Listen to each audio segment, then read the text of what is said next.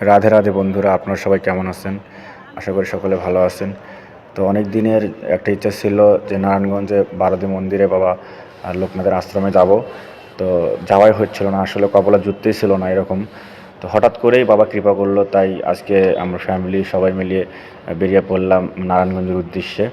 এবং আমার সহযাত্রী হয়েছে আমার ওয়াইফ, আমার মেয়ে, আমার ভাগ্নে এবং আমার এক কলিগ দাদা। মন্দিরে ঢুকতে আপনাদের চোখে সর্বপ্রথম যে জিনিসটা চোখে পড়বে সেটা হচ্ছে মন্দিরের আশেপাশে রয়েছে অসংখ্য খাবারের দোকান। এখানে রয়েছে আপনার নিরামিষ হোটেল, এবং আপনি চাইলে আপনার পছন্দ মতো যে কোনো হোটেলে আপনি বা যে কোনো দোকানে আপনি এখানে পেয়ে যাবেন। মেন মন্দিরের সবচেয়ে একটা আকর্ষণীয় জিনিস সেটা হচ্ছে গেট। এই গেটটা এত সুন্দর, মন্দিরে ঢুকতেই এক দিদিমা আমার ওয়াইফকে হাতে লাল সুতা পরিয়ে দিল এবং আসলে এটা আমরা মঙ্গলসূত্র বলি। আর আমার ভাগনাকে আবির পরিয়ে দিচ্ছে। সেদিন আমরা আবিরের দিন গিয়েছিলাম, আর আমার মেয়েকেও আবির দিচ্ছিল, সে কোনোভাবেই নিচ্ছিল না। আর আমার ভাগনা এটা। বারোদি মন্দির এমন একটি জায়গা যেখানে অনেক দূর দূরান্ত থেকে ভক্তরা ছুটে চলে আসে শুধুমাত্র বাবাকে দেখার জন্য। এখানে যত ভক্তরা এসেছেন, কোনো ভক্তে আজ পর্যন্ত খালি হাতে ফেরেনি। প্রত্যেকটি ভক্তই তাদের শুদ্ধ মনে বাবার কাছে যা প্রার্থনা করেছে, বাবা তাদেরকে তাই দিয়েছে। আপনি বারোদি মন্দিরে এসে বাবার কাছে প্রার্থনা করবেন কোনো জিনিসের জন্য, দেখবেন সেটা পেয়ে যাবেন। যদি বিশ্বাস না হয় তাহলে একবার গিয়েই দেখুন বারোদি মন্দিরে। এটা আমার কথা না, এটা আমার মুখের কথা না। এটি এমন একটি জাগ্রত মন্দির যে মন্দিরে আপনি না গেলে বুঝতেই পারবেন না। আজ পর্যন্ত এই মন্দির থেকে কেউ খালি হাতে ফেরেনি। মেয়েকে কোলে করে নিয়ে মন্দিরের সামনে এগিয়ে চললাম। এই মন্দিরটি দেখতে পাচ্ছেন, এটি হচ্ছে সেই বারোদি লোকনাথ বাবার মন্দির। এই মন্দিরে বাবার পূজা দেওয়া হয়। আর পেছনের যে ভবনটা দেখতে পাচ্ছেন, এটা হচ্ছে আবাসিক ভবন। আপনি চাইলে এখানে রাত্রি যাপন করতে পারবেন ফ্যামিলি নিয়ে। আবার এই পাশের যে ভবনটা দেখতে পাচ্ছেন, এটি হচ্ছে দোকান। এখানে আপনি বিভিন্ন ধরনের জিনিসপত্র কিনতে পারবেন। আবার পিছনে রয়েছে পুলিশ ক্যাম্প। আর এটি হচ্ছে মূল গেট। আবার এই মন্দিরটি দেখতে পাচ্ছেন, এটি হচ্ছে বাবার তিরোধান মন্দির, যেখানে বাবাকে সমাধি করা হয়েছিল। আবার ওই পাশে রয়েছে ভোলানাথের বিগ্রহ, যেটা মূলত পুকুরের মধ্যে রাখা হয়েছে সামনে। আর আমরা বাবার জন্য বাইরে চলে আসলাম একটু প্রসাদ কেনার জন্য। এটা আমরা গেটের বাইরে চলে আসছি। এখান থেকে আমরা একটু প্রসাদ ক্রয় করছি। আর এখান থেকে ধূপকাঠি, মোমবাতি এগুলো কিনে নিয়ে আমরা আবার মন্দিরের দিকে প্রবেশ করব।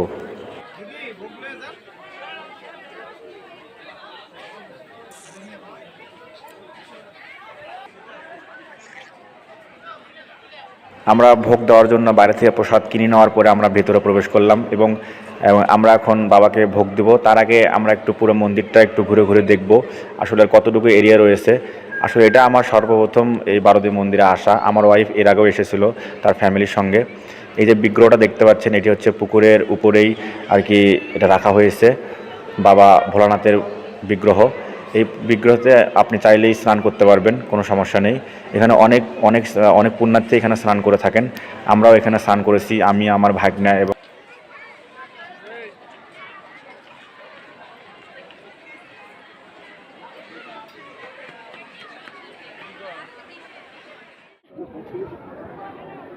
অবশেষে আমি এবং আমার ভাগ্নে নামিয়ে পড়লাম ভোলানাথের সেই পবিত্র পুষ্করিণীতে। পুষ্করিণীতে নামিয়ে আমরা সর্বপ্রথম একটু ডুব দিলাম। দেওয়ার পরে বাবাকে প্রণাম করলাম। প্রণাম করার পরে আমরা একটু সামনের দিকে এগিয়ে যাব।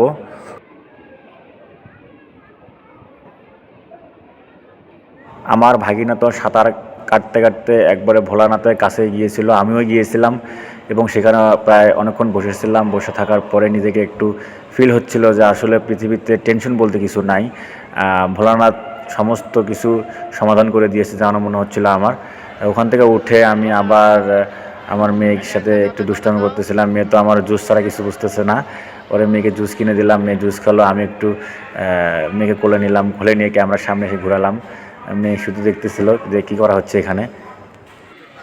এরপর আমরা চলে আসলাম প্রদীপ প্রজ্বলন করার জন্য। আমার ওয়াইফ এবং আমি, আমার ভাগনা এবং আমার সঙ্গে আমার কলিগ দাদা, তো সবাই মিলে আমরা এখানে প্রদীপ জ্বালিয়েছিলাম। তো প্রদীপ জ্বালানোর দিনে সেদিন এমন একটা দিন ছিল, শুধু বাতাস দমকা হাওয়া বইতেছিল, প্রদীপ কোনোভাবেই লাগতেছিল না। তারপরেও বাবা লোকনাথের আশীর্বাদে আমরা প্রদীপ জ্বালিয়েছিলাম।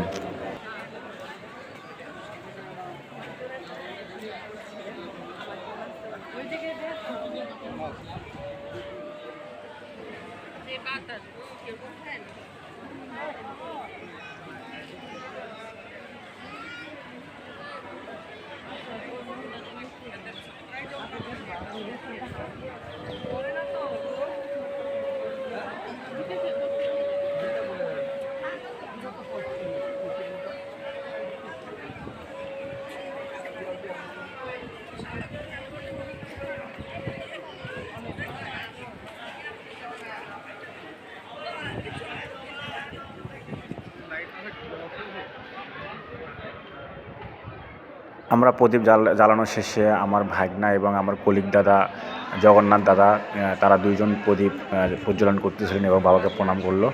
আবার ওই যে আমার ভাগনা দেখতে পাচ্ছেন সে এখনও লাগাতেই পারতেছে না প্রদীপ, কারণ অনেক বাতাস ছিল তো, যার কারণে আসলে লাগতেছিল না। তো আমরা প্রদীপ জ্বালানো শেষে এবং বাবাকে প্রণাম করা শেষে আমরা একটু মন্দির দর্শন করব।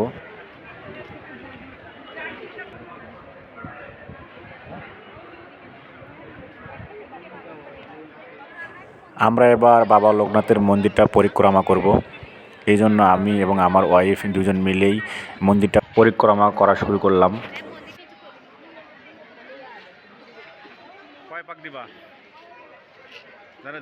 তো আমরা শুরু করলাম মন্দির প্রদক্ষিণ করা।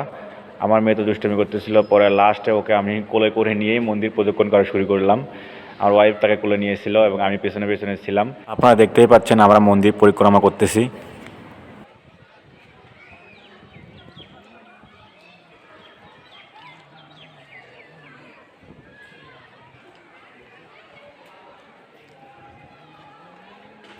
তো আমরা অনেকক্ষণ পর্যন্ত প্রায় মন্দির পরিক্রমা করি। যদি কোনো ভক্তের মনোবাসনা থাকে তাহলে আপনারা মন্দিরের চারপাশে ঠিক পরিক্রমা করবেন এবং মনে মনে আপনারা বাবা লোকনাথের কাছে প্রার্থনা করবেন, দেখবেন আপনারা সেটা পেয়ে যাবেন।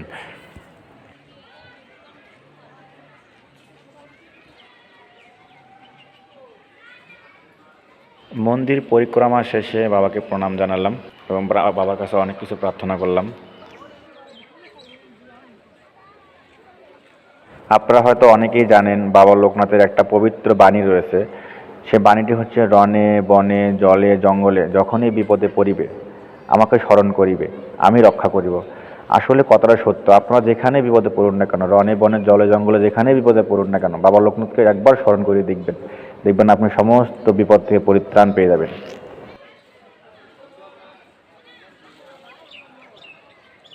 পরিক্রমা শেষে আমার ওয়াইফ বাবা লোকনাথকে প্রণাম দিচ্ছিল এবং প্রার্থনা করতেছিল। পাশে থেকে আমার মেয়ে আবিরগুলোকে নিয়ে মন্দিরের ঠিক সিঁড়িতে ঢেলে দিচ্ছিল। আসলে সারাদিন ওর যে দুষ্টুমিগুলো ছিল দেখার মতো, ওর দুষ্টুমিগুলো আসলে অনেক সুন্দর এবং মজাই লাগতেছিল। ছোটো মেয়ে যাই কিছু বলুক না কেন, অনেক ভালো লাগে।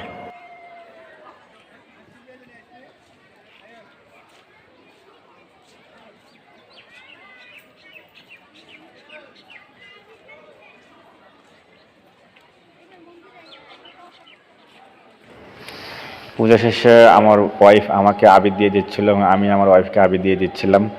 দুজনকে আবির দিয়ে দিচ্ছিল। আসলে যেদিন আমরা গিয়েছিলাম সেদিন ছিল দোল পূর্ণিমা, তাই সেখানে অনেক মানুষই, অনেক ভক্তেই আবিরের খেলা খেলতেছিল।